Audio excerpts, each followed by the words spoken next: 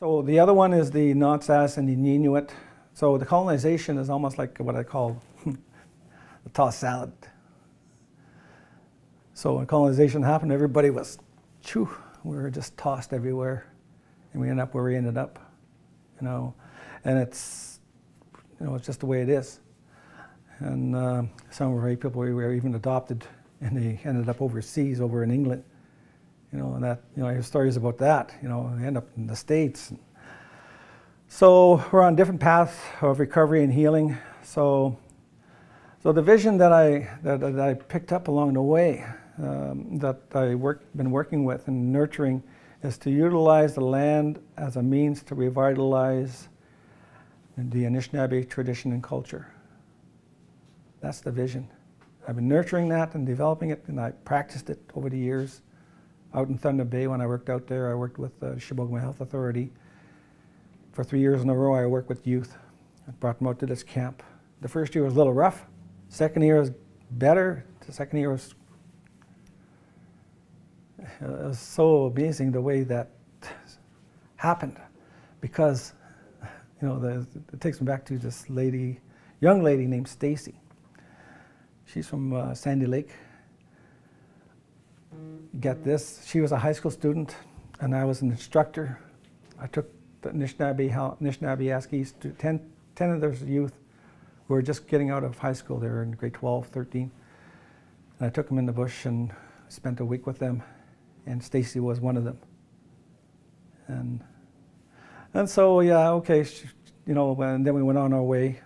And years later, I kept in contact with Stacy. And next year, she got her outdoor rec and she was working in her community. And I said, "Hey, Stacy, you want to come work with me at this camp?" She was my co-director for this camp, and we're looking after all the girls, because it is very real that, that there's a safety aspect in regards to girls feeling comfortable with males and females. So she came and helped me out. And so to this day, Stacy is, she's a nurse now out in Thunder Bay. And so, so she's quite a role model for her community. She only, she's a little Stacy. But anyway, so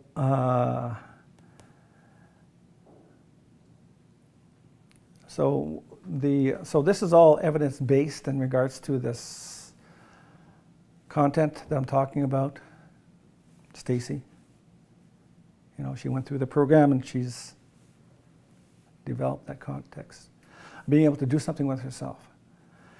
And of course, her background is her parents were separated. Her father lived in Hamilton, and her mother's up in the community. She lived with her mother. And yes, I spent some time with her, and I did some counseling with her and supported her well, so it's all part of that relationship.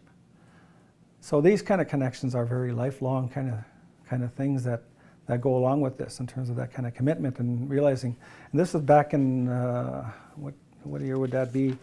That would be the year 2001, I believe. Yeah, year 2001. So it was very real in terms of that. And then Stacy came back into my life back in 2005 when I got that program going through Chibougamau Health Authority. It was a camp up north of Pickle Lake called Crystal Lake. And so I brought all these kids together from all these different 5 communities, and there were like maybe 30 of them. And I had chaperones from each community. And I got together with those chaperones before we actually got together as a camp, and I trained them a bit in regards to preparing them as to how we're going to work with the youth who come to that camp for safety reasons. So we're able to have a safe experience. So these are all the different kind of things I learned when I worked at Outward Bound in terms of setting things up to make sure we have a safe experience. That's the whole idea of why Outward Bound still exists today, is because of their policies, procedures around safety.